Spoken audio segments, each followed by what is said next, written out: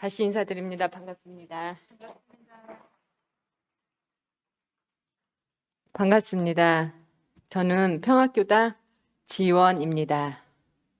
이렇게 공부심 높으신 보포님들 앞에서 저의 공부담을 이야기하는 것이 많이 부끄럽고 쑥스러웠지만 교무님께서 권유해 주신 이 순간이 또 내 공부의 기회겠구나 하고 생각해서 이 자리에 섰습니다.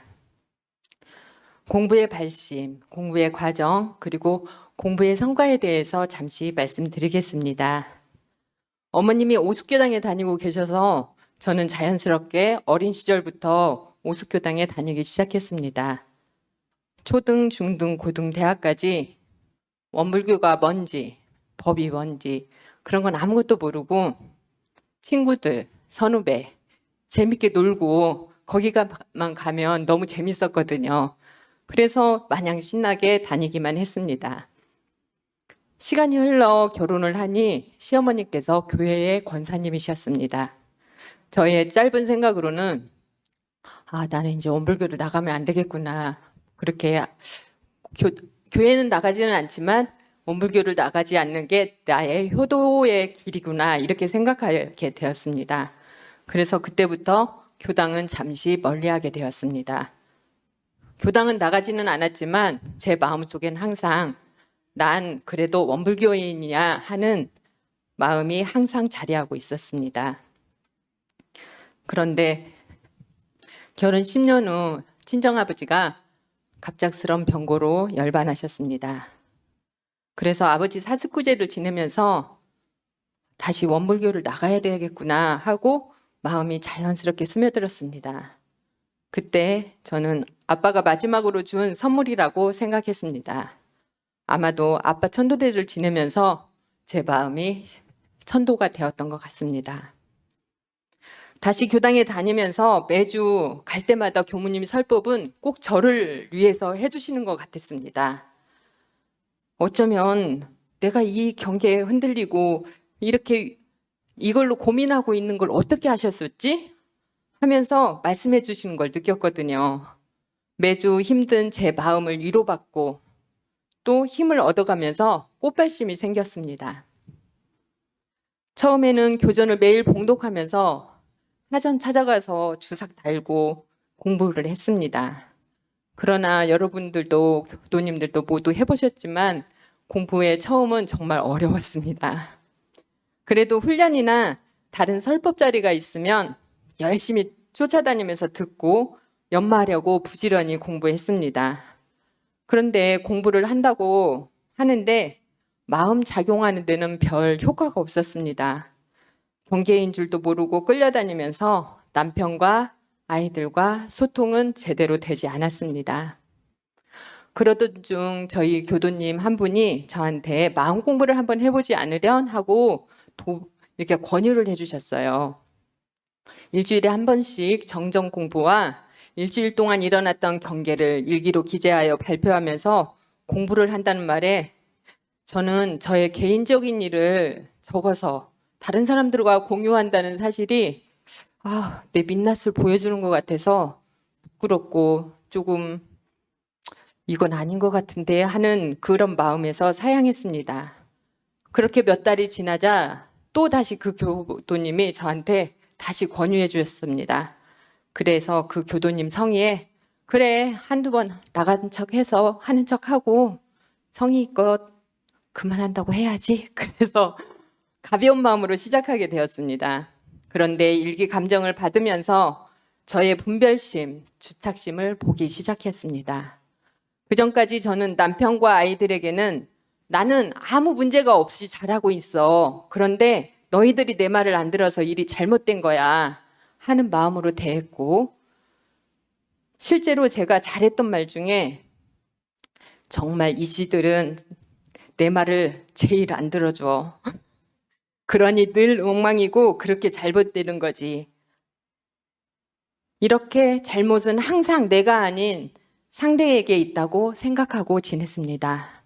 그리고 저는 항상 맞는 말만 한다고 자신했었고요. 공부를 처음 할 때는 많은 시행착오도 있었고 늘 경계인 줄 모르고 내지르는 저를 볼 때마다 좌절하기도 하고 나는 정말 이 정도밖에 안 되는구나 하는 자괴감에 빠지기도 했습니다. 그래서 그만하고 싶다는 생각에 이번 주까지만 하고 그만할까? 이번 주까지만 하고 그만할까? 하는 생각을 몇 달 동안 하면서 공부를 했습니다. 왜냐하면 공부가 미숙했을 때는 나만 하는 게 손해인 것 같았고 나 혼자만 아등바등 한다고 달라지는 없는 현실에 그만하고 싶은 마음이 슬슬 올라오더라고요.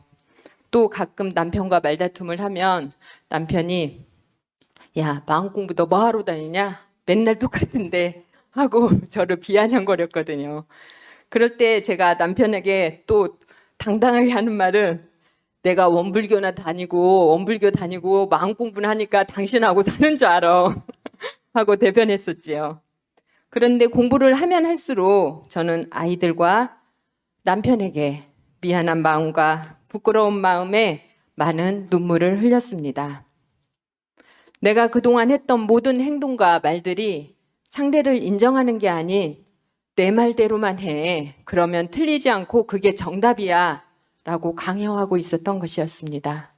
즉, 내가 가지고 있었던 가치관, 공부길, 혹 내가 규정하고 만들어 놓은 모든 것이 정답인 줄 알고 남편과 아이들을 질책하고 강요하며 지낸 제 모습을 발견했기 때문입니다. 그 전까지 저는 저 스스로 나만큼 참 원만한 사람은 없어 이렇게 착각하고 살았습니다. 그러니 나만큼만 해, 내가 하라는 대로 해 하고 강요하고 상대를 비난하고 탓만했던 것입니다.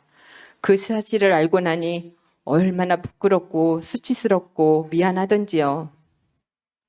또 교당에서 성립공부방을 열어 공부를 할 수 있게 교무님께서 귀중한 시간도 마련해 주었습니다. 처음에는 무슨 말인지 뭐가 뭔지 모르겠고 머리만 멍했습니다. 한 번, 두 번 계속 듣다 보니 조금씩 귀가 열리고 성리가 멀리 있는 것이 아님을 알게 되었습니다. 원래의 성품짜리, 참달, 일원상, 범신불, 참으로 어렵게만 느껴졌던 그리고 멀게만 느껴졌던 이런 것들이 우리의 공부의 표준인 일원상 자리가 조금씩 보이기 시작하였습니다. 그러니 공부가 재밌어져서 더욱 열심히 하게 되었습니다. 대송사님께서 말씀해 주신 일상 수행의 요법 자체가 성리임을 깨닫게 되었습니다. 경계를 알아차리는 그 자체, 경계가 왔을 때 멈추는 순간, 멈추어서 내 본래 성품 자리로 돌아오는 것, 그곳으로 돌아가면 내가 낸 분별로 옳다, 그르다 하고 있는 그것을 알게 되었습니다. 그러면 상대의 모습은 있는 그대로 바라볼 수 있는 힘이 생기지요. 그것을 체득하는 순간순간이 왔습니다. 그 힘은 지혜로 바뀌고 그 지혜로 마음 작용을 하다 보면 참으로 힘들고 어렵게 생각했던 마음의 자유가 이런 거구나 하는 경험도 하게 되었습니다. 그래서 남편, 자녀와 소통이 잘 되고 서로 진심으로 응원하는 사이가 되어가고 있습니다. 그렇다고 해서 모든 경계에 백전백승하는 건 아닙니다. 때론 경계인 줄 알면서도 그동안 굳은 습으로 지기 싫어하는 나를 보면서도 안 지려고 용을 쓰고 있는 제가 있더라고요. 또 경계를 알아차렸음에도 불구하고 말을 하고 있는 중간에도 내 생각을 강요하고 있는 저를 볼 때도 있었습니다. 그러나 이젠 그 분별심과 축차심마저 공부임을 알게 되어 그것도 또한 공부하고 극복하려고 하고 있습니다. 왜 지성으로 하면 되어진다라고 하셨는지 조금씩 알아가고 있습니다. 저의 일기를 한편 소개하면서 어떻게 경계를 이겨나가는 공부를 하고 있는지 소개해 드리겠습니다. 최근 있었던 일입니다. 아들과 나. 목요일 여성회에서 하는 채식요리 실습 준비를 하느라 시장을 보러 다니는데 우리 집 단체 카톡에 계속 불이 났다. 난 바빠서 열어보지 못하고 집에 돌아와 열어보니 아들의 자퇴 이야기도 카톡방에 불이 났다. 누나들은 조금 남았으니 힘내봐. 누구나 힘든 경지는 다 있어. 계속된 응원과 회의의 글을 보냈지만 아들은 요지부동. 그런 문자에 내 마음은 요란하다. 저의 첫 번째 드는 생각은 이놈의 자식 언제까지 나를 공부 시키고 이러지? 두 번째는 공부나 열심히 하고 이러든지 힘들다고 그러든지. 세 번째는 참 어이가 없네였습니다. 이렇게 흐르는 내 생각에 아차, 또 내가 내 생각으로만 아들을 바라보고 있음을 알아차립니다. 힘듦의 정도는 개개인의 성격과 근기에 따라 모두 다른데 내가 되어 바라보고 있다. 아들이 힘들다면 힘든 거지. 네가 얼마나 공부했다고 하는 내 분별로 어이없이 생각하고 있는 나를 발견하고 한참을 연마하다가 아들의 생각은 집에 오면 들어보기로 하고 선택은 아들 몫으로 해야지 하고 마음을 먹고 문자를 보낸다. 그렇구나. 네가 얼마나 힘들면 그런 생각을 했겠니. 내일 마지막 시험이라고 내일 시험 잘 마무리하고 집에 오렴. 맛있는 거 해줄게. 수고한 아들에게 무엇을 해줄까? 이렇게 문자를 보냈더니 저희 아들이 아무거나 해줘요. 이렇게 왔더라고요. 내가 먹고 힘나고 스트레스 풀릴 거 생각해보고 연락 줘. 아들이 원하는 거 해줄게. 1학기 열심히 보내줘서 고맙고 자랑스러워. 이렇게 마무리를 했다. 이 일기를 쓰고 한 이틀이 지났는데 그 이틀 동안도 머리가 진짜 복잡하더라고요. 그래서 또 연말을 했습니다. 이틀 동안 머릿속에 아들의 일이 가득하다. 내가 아들의 선택을 존중해주고 인정해주리라 생각했는데 말뿐이지 마음은 아니었나 보다. 그러다 알게 되었다. 공부심으로만 이렇게 하는 게 맞아 하는 법착에 빠진 나를 발견했다. 마음에서 진심으로 아들을 존중해주는 마음이 없으니 머리가 복잡하고 마음이 영 찜찜하고 이 녀석을 어떻게 해야지 하며 내가 무언가를 해야 한다는 마음으로 가득 차 있는 나를 본다. 다시 생각해 본다. 나의 본심을. 내 본심은 아들이 철이 들어 남은 학기 공부도 잘해서 독립해 나가는 밑 발판을 잘 다져 사회에 나가 취직도 잘하고 원하는 대로 좋은 곳에 가서 멋진 인생을 살기를 바라고 있었다. 여기에 내 마음에 흡족한 취직이었고 내 마음에 만족할 만한 멋진 인생이었다. 누구나 자식이 내놓을 만한 자랑스럽고 흡족한 자식이기를 바라는 부모가 당연하지. 이것은 부모로서 드는 당연한 마음을 내 마음을 인정해 주었다. 그렇게 있어진 내 마음을 인정해 주니 아들의 마음도 살펴진다. 그런데 그건 누구를 위한 것이지? 아들을 위한 일이라고 포장을 하고 결국 나의 마음에 쏙 들어 걸림이 없는 아들이 되기를 바라고 있구나. 내가 바라는 아들이 아니라 진정한 아들의 인생을 위한 조언과 인정을 해주자.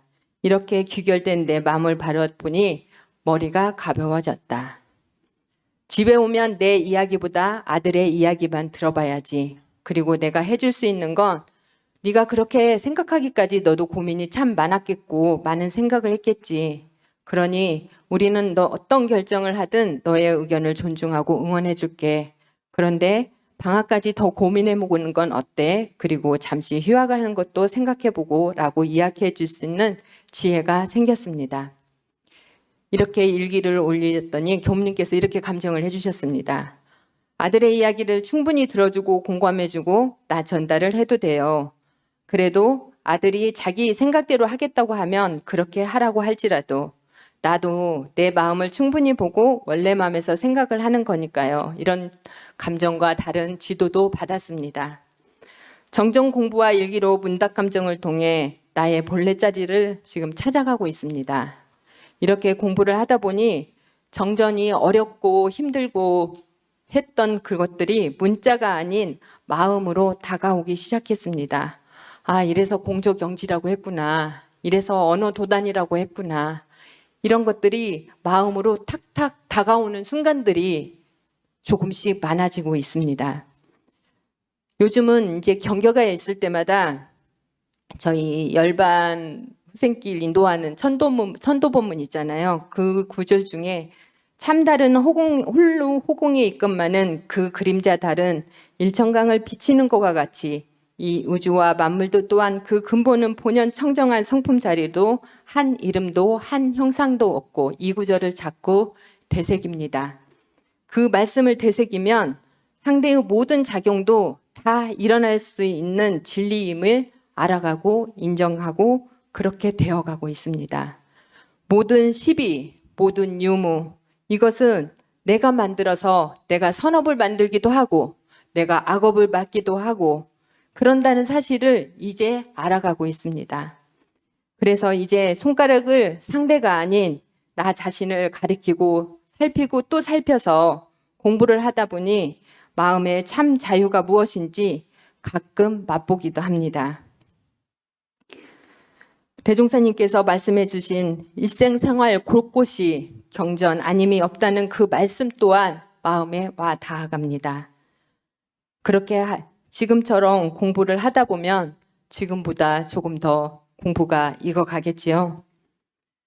이렇게 저는 조금씩 매일매일 공부하고 있습니다. 지금까지는 저의 이야기를 들어주셔서 감사합니다. 저희 모두 본연 청정한 성품자리를 체득하여 마음의 자유를 얻어 성불 제중하는 대종사님의 알뜰한 제자가 되기를 소망하며 이상 마치겠습니다. 감사합니다. 네, 뜻깊은 마음 공부 감사를 해주신 성타원 지원교도님께 더 큰 박수 부탁드립니다. 감사합니다.